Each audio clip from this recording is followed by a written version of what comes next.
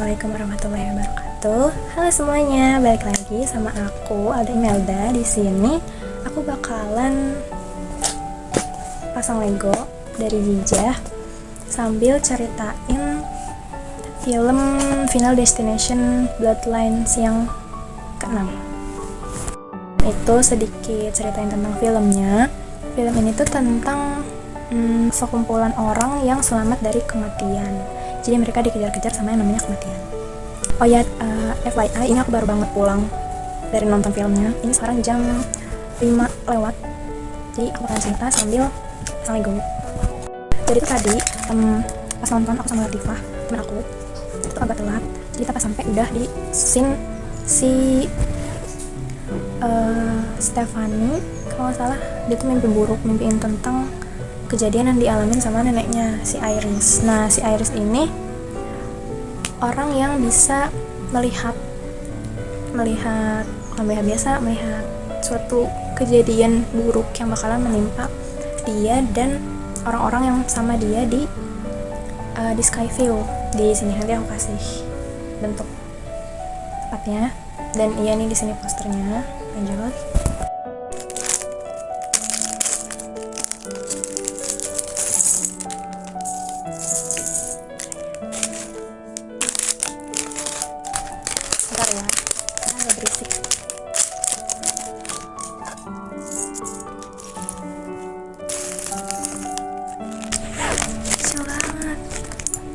Ya ampun, sekecil ini hilang, gak bakalan ketahuan ini. Dan bentuknya bakalan kayak gini.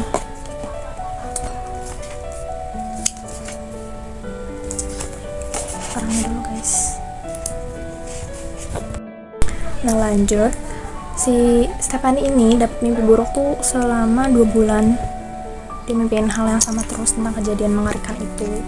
Dan akhirnya dia memutuskan buat nemuin neneknya ini, karena dia rasa kenapa dia bisa tahu itu neneknya walaupun keadaannya di situ udah lama banget pas zaman neneknya masih muda, karena nama neneknya itu Iris, sama kayak cewek yang ada di mimpinya dia. Nah FYI juga nih, dia tuh anak kuliahan yang dapat beasiswa, jadi dia terganggu dengan mimpi tersebut. Nilainya dia tuh nggak bisa naik, sedangkan syarat dia buat lanjut beasiswa itu harus naikin nilai dia. Lucu banget, ini gimana sih? Lucu banget coy. Udah tuh dia mutusin buat datang.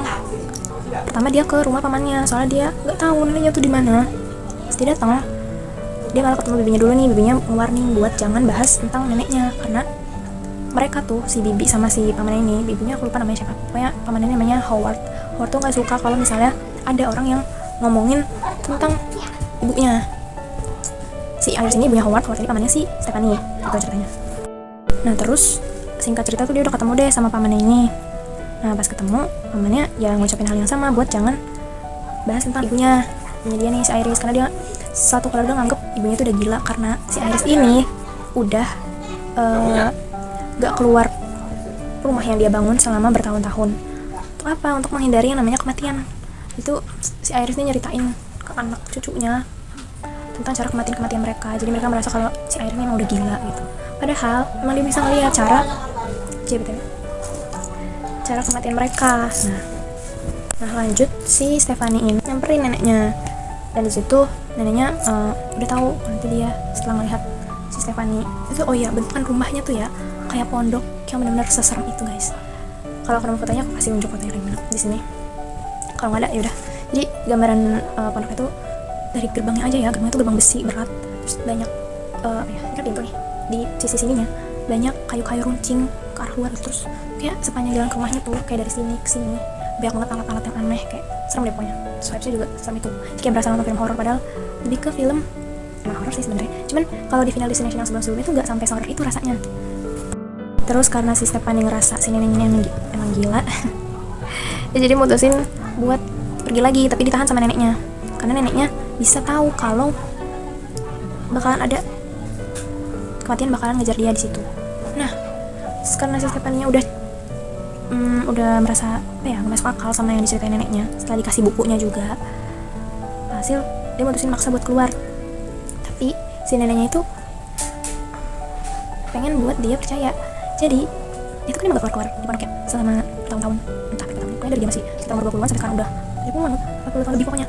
Nah, dia berani diri buat keluar meskipun dia udah dapat penglihatan di situ cara dia mati, dia tetap keluar buat nunjukin kalau apa yang dia bilang itu benar, nggak bohong. Dan nyap, benar.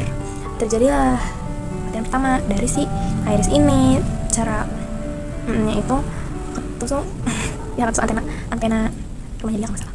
Next, dewa ya, ternyata masalah itu benar-benar bentuk kesabaran. Kagak kepasang-pasang yang aku bongkar lagi. Terus karena si Stefan udah ngelihat di depan matanya dia langsung percaya dong dengan apa yang dia lihat. Tapi sedangkan keluarganya masih nggak percaya.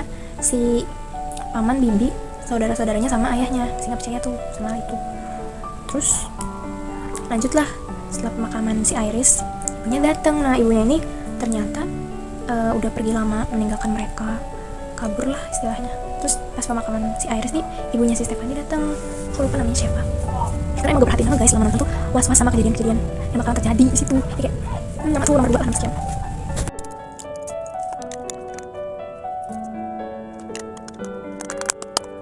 Lanjut aja ke scene dimana kematian kedua nih datang.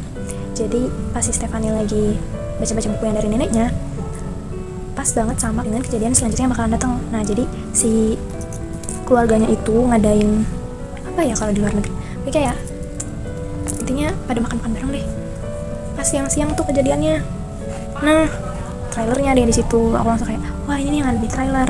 Jadi tuh di situ kejadiannya satu yang kena, apa kira tuh ramean kejadiannya. Dia masih baca-baca kejadian-kejadian yang bakalan terjadi. Situ ada trampolin, ada es, itu sebenarnya bukan es tapi kaca. Terus ada juga alat panggang yang hampir meledak. Nah, disitu benar-benar menerka-nerka nih siapa nih yang bakalan kena selanjutnya. Dan yang kena adalah si ayahnya, sebenarnya dia pamannya. Temen yang kedua, sebenarnya dua, si Howard sama satu lagi yang metong itu. Nah, setelah kejadian itu tuh kejadiannya cara meninggalnya kena motong rumput mukanya. Sebelumnya itu kakinya ketusuk sama kaca, jadi kakinya tuh kayak ini, kayak bentuk begini, set gitu. Terus karena mati udah memprediksi buat dia mati, jadi udah adalah tuh alasan pemotongan karena jadi kan tiba-tiba pencak otomatis itu sama alat perkakas kebun, karena posisinya mati gitu. Jadi oke, masih oke gitu kan. Dari situ udah mulai deh tuh percaya keluarganya sama yang dia ucapkan. Nah, udah deh tuh si Stefani ngejelasin cara urutan mereka bakalan mati. Nah, selanjutnya itu kematian si anaknya si paman, anak pertama. Nah, jadi di situ ada jadi ada si Stefani, pamannya, istri pamannya itu bibinya, terus anak bibinya yang pertama cowok yang agak gila. Pasti bukan gila, bener gila, itu kayak dia chill banget, santai banget. Terus ada yang cowok lagi yang kayak soft-spoken banget, aku suka sama dia di situ, kayak dia baik gitu, kok baik. Terus ada cewek lagi, ada anak telinga yang cewek. Jadi tuannya ada berapa tuh? Anak ada 3 ya, anak cowok 2 sama cewek 1. Nah, sedangkan dia ini cuma ada Stefani namanya Charlie. Itu sebenarnya belum semuanya percaya, cuman si nggak tahu lupa namanya. Jadi Stefani udah ngewanti-wanti si cowok yang pertama ini buat hati-hati. Tapi si cowok ini nggak percaya. Nah, adegan di tempat tato, dia tuh si cowok ini dia kayak kerja di tempat tato gitu, tato tangan segala macam. Tapi dia hampir mati, tapi nggak jadi guys, soalnya akhirnya dia bakalan mati juga situ. Dan itu ada alasannya. Nah, alasannya nanti biar masalah harus emang urut diurutan itu dia. Lanjut. Jadi selanjutnya karena si Stefani ngerasa lega si cowok ini belum mati, jadi dia ngikutin gitu guys di pekarangan rumah, kayak dia lagi jalan, terus dia ngikutin sama si Charlie juga diajak. Terus dan situ kejadiannya yang bikin gong adalah malah si anak perempuan yang meninggal. Nah, gimana? Jadi cowoknya kan lagi jalan santai nih, terus diikutin sama si Stefani sama si Charlie. Nah, di situ keluarlah si cewek, si Julie namanya kalau nggak salah, yang cewek buat lari jogging lah, nggak tahu lari pagi atau sore ya. Terus ada truk sampah, ada yang lagi main bola anak kecil, terus juga ada yang lagi nyedotin rumput, sama ada gergaji di pohon. Nah, kan itu udah overthinking ya sebagai penonton, bakalan wah deg-degan nih siapa nih yang bakal mati. Kan kita sebenarnya aku udah nebak-nebak nih kayaknya bakal mati si cewek nih, karena tiba-tiba si cowok muncul, harusnya kan dia masih cowoknya aja, ternyata emang benar kejadian. Padahal ya si cowoknya udah nyebelin banget guys, gitu kayak senyebelin itu, kayak ngeledekin kematian bakalan datang ke dia, kayak malah diledekin. Terus pas dia udah ngelewatin truk, kan ngeledekin di truk tuh kayak gue bakalan mati di sini, padahal kan we never know kan saat itu. Jadi kayak pas udah lewat truknya dan si Julie langsung jalan lari pagi, nggak tahu lari apa, si Julie ini lari olahraga, dan boom dia masuk ke tempat sampah. Jadi kayak truknya tuh ngangkut tempat sampah, dia masuk ke dalam truk, itu tinggi, jadi kayak tetep gitu. Semua panik dong, aku aku juga masih panik sebenarnya di situ, kayak manaan si cowok yang anak pertama ini ngejegat mobilnya. Aku kan overthinking apa dia bakal ketabrak di situ. Nah pas udah berhenti mobilnya, lama tuh lumayan berhenti mobilnya, sampai si Juli udah berusaha buat naik, walaupun susah, mana tempat sampah kan ya, bau truk sampah gitu. Terus udah berhenti kan mobilnya, udah berhenti, si Stephanie juga udah naik tuh ke tangga mobil buat nyelamatin si Juli. Terus aku udah gak enak kan di situ, mana posisi mobilnya itu langsung ngehancurin sampahnya, kayak ini kan, ini si Juli posisinya di sini. Nah di sini kayak mesinnya tuh jalan gitu. Nah tau kan, nah jadinya ya seperti itu guys. Si Julinya udah sempet ditolong sama si Stephanie, udah kayak mau ditarik gitu, dan yang ketarik cuman tangannya aja. Traumatis kan, langsung 3 kematian dalam waktu berdekatan. Udah tuh disitu keluarga mulai percaya sama apa yang dibilang Stephanie dan mulai mengikuti saran-saran dari si Stephanie. Nah gongnya lagi, jadi tuh kenapa nggak si cowok pertama yang meninggal duluan, padahal jelas-jelas dari urutan itu harusnya dia yang meninggal karena dia anak pertama. Si tantenya ini jujur kalau si cowok tuh kan anak kandungnya, jadi anak kandungnya yang pertama adalah si cewek yang paling tua, sedangkan kalau salah yang cowok tuh yang kedua namanya Bobby. Lupa namanya siapa aja, aku lupa namanya siapa, kayak namanya Bobby. Nah si Bobby tuh udah ketik dong, kakaknya udah dan tuh gilirannya dia.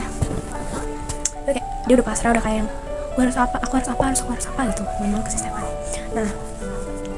Nah terus di situ nenek karena meninggal, ibunya Stephanie buka suara tuh kalau misalnya si neneknya ini, si Iris ini pernah cerita ada teman yang tahu tentang hal ini selain dia, si JB namanya. Nah itu tuh awalnya karena si Stephanie baca-baca buku yang dari neneknya dan nemuin satu nama itu, jadi dia langsung buka suara aja tuh pas lagi pada kumpul mencerna apa yang udah terjadi, kejadian traumatis itu. Nah si pamannya nih, si Howard masih nggak percaya juga guys, kayak agak gagal juga ya di situ. Terus langsung dia tuh Stephanie, si Charlie adiknya, sama si Bobby saudara sepupunya, sama mamanya, sama mamanya ya? Iya kalau nggak salah sama mamanya, datang deh tuh ke rumah sakit karena ternyata si JB ini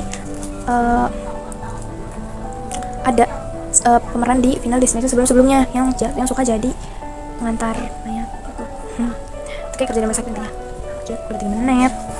Lanjutlah mereka, singkat cerita diceritain sama si JB kalau dia tuh emang temennya si Kimberly, yang ternyata dia adalah seorang bocil yang diselamatkan oleh Iris di kejadian Skyview. Nah di situ dia bilang kalau kematian emang nggak bisa dicegah, jadi cuman ada 2 cara, yaitu dihadapin kematian tersebut atau harus mati dulu terus hidup lagi. Nah karena si Bobby sama si lupa namanya yang agak gitu, mereka tuh berencana buat ngelakuin opsi yang kedua itu, mati dulu nih si Bobby terus dihidupin lagi. Dengan cara apa? Nah FYI si Bobby ini punya, si Bobby, bener Bobby gak sih namanya? Aduh takut salah, pokoknya cowok yang udah siap untuk mati itu punya alergi kacang, jadi mereka berencana buat kambuhin alerginya dulu. Terus karena mumpung lagi di rumah sakit tuh mereka mikirnya kayak oke, lakuin aja gitu, lagian gak ada ruginya ya kan menurut mereka. Tapi emang iya guys, kayak ya pilihannya ya paling mati gitu. Azan. Nah udah selesai azannya gitu ya, jadi mereka berdua tuh nyari tempat buat ngamatin si cowok yang kedua ini dulu, baru hidupin lagi. Sedangkan si Stephanie, Charlie dan mamanya tuh gak setuju sama hal itu, jadi mereka nyari mereka berdua kemana nih kira-kira. Nah selama mereka nyari, jadi intinya mereka tuh langsung menemukan ruang röntgen, kalau nggak salah ronsen gitu, tapi si mesinnya ini nyala otomatis. Nah si cowok yang harusnya mati ini disuruh diam sama si dimatiin guys. Nah biar nggak berisik aku matiin. Jadi itu nyari kursi roda, dan si cowok yang harusnya disuruh duduk di situ itu masih nggak nyadar, mereka masih nggak nyadar kalau mesinnya tuh udah nyala, udah mau menyedot hal-hal yang ada di situ, yang besi, yang aluminium segala macam bisa nyedot gitu, kayak ponsel juga. Nah maksudnya tuh pas mau nyalain ponsel kesedot. Situ si yang gue tahu namanya yang pertama, anak yang pertama itu, karena dia anak yang bandel, dia bilang bandel, itu di badannya kayak pakai piercing, juga di sininya pakai, di bawahnya juga pakai, aku nggak tahu itu dia pakainya di sebelah mana, nggak paham. Ya ketarik lah guys di mesin itu, ketarik kan begitu bulat ya, mesin rotking gimana sih, bulat gitu, tarik zet. Wah. Nah kebetulan jadi bilang itu kan kursi roda yang udah nggak didudukin lagi sama si cowok yang pertama, karena dia udah makan kacang yang dikasih sama si yang ketarik ini, dia dikasih kacang dan alerginya kambuh. Dan dia meronta-ronta buat minta inhaler kan masalahnya yang ada di tangan si cowok itu, si kakaknya nih. Nah terus kayak udah ketarik itu posisinya kayak yang bulatnya itu udah di sininya dia, dan di belakang itu kebetulan ada kursi roda, dan nyap ini kakaknya nih kursi roda slip ketarik, karena itu tuh kekuatannya emang kuat banget, kekuatan daya tariknya kalau udah maksimal berapa gitu, udah maksimal. Dan ini bulatan ini si kakaknya ini ada kursi roda patah mati. Nah di situ aku kira si adiknya ini hidup, taunya enggak juga guys, karena aku teman-teman aku udah ngerasa wah ini dia mati berarti bisa hidup selanjutnya nih, berarti udah habis tuh urutan matinya.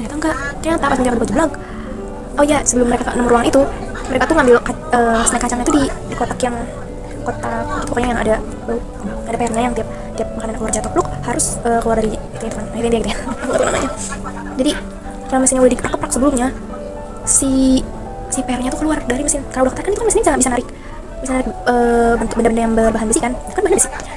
Dan kecepatan kilat si adiknya ini yang seharusnya mati ini, dia lagi ngambil inhaler yang ada di tangan kakaknya, udah mati. Dan dia kebetulan lagi berdiri juga tuh, kan ada di sini mati juga. Nah disitu si Stephanie, Charlie sama ibunya tuh udah panik guys, kayak harus gimana. Udah mereka mutusin buat ke nganggur ya mutusin buat ke rumah neneknya. Waktu rumah neneknya tuh mereka naik mobil van gitu ya, singkat cerita ibunya juga ikut metong karena emang udah urutan ibunya sekarang, karena dari keluarga bibinya udah habis. Padahal masih ada pamannya si Howard, yang satu lagi kan pamannya 2 tuh, si Howard itu I don't know why, nggak tahu itu pamannya atau ayahnya, aku nggak ngerti juga ya. Oke. Ya ibunya disitu mati, dan si Stephanie juga sempat mati, sempat tenggelam, kehilangan nyawanya. Dan si adiknya nolongin si Stephanie, hasil dia bisa hidup lagi. Dan itu disitu mereka merasa kayak wah udah selesai, finish over gitu. Padahal pas di scene dimana mereka semua merasa sudah aman, si dokter yang ada di rumah sakit tadi yang temennya si JB datang lah tuh. Dia merasa kayak sebenarnya tuh belum memutuskan rantai itu. Dan ya si Stephanie langsung nyadar, disadarin sama keadaan dimana ada pasangannya si Charlie. Jadi posisinya mereka lagi kayak ngadain pesta gitu lah, pakai baju yang dipakai sama si Iris, dress yang warna biru, dan juga terus diikat sama gantungan yang ada di depan rumah itu yang bisa ting begitu, sama koin yang jatuh. Oh iya aku belum ngeliatin awalnya, di awal mula kejadian ini terjadi adalah dari si koin itu. Kalau koin itu jatuh bakal datang. Nah udah deh tuh koinnya jatuh, kan itu udah hilang sebenarnya, ditemuin sama ibu berandem. Koinnya jatuh, bulan juga malah ngejegat rel kereta ya gitulah. Di saat dia udah sadar, keretanya langsung oleng gitu ke arah mereka. Dan yang di luar ekspektasi aku itu apa? Kereta itu malah ngangkut kayu-kayu yang ada di final destination kedua. Dan ya udah mereka berdua is dead. Si Charlie sama si Stephanie kehantem langsung sama kayu-kayu tersebut. Haha, dan tamat. Udah agak deg-degan nontonnya, deg-degan kaget gitu tiap nontonnya. Di setiap kejadian tuh bikin kaget banget kayak.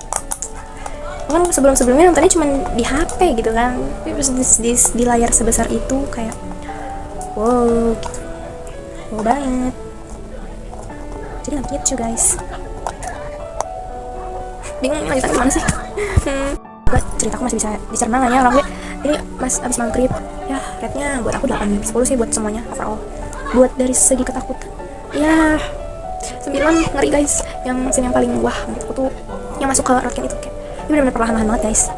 Yang pertama juga cukup menakutkan ya, kayak tembak ya. Kayaknya gitu aja ya teman-teman. Ini mukanya udah capek banget, sebenarnya kerudungnya yang gak benar ya. Gitu aja guys, makasih sudah nonton. Ini kayaknya mungkin nanti aku masukin di di video ini, tapi di bagian ending buat menunjukkan hasil ini. Jadi intinya baru sampai sini ya, tapi udah habis ceritanya. Jadi ya bye, terima kasih udah bersedia menyempatkan waktunya untuk menonton. Dan ini yang aku dapatkan dari ceritanya yang sudah selesai baru segini. Dadah, assalamualaikum warahmatullahi wabarakatuh.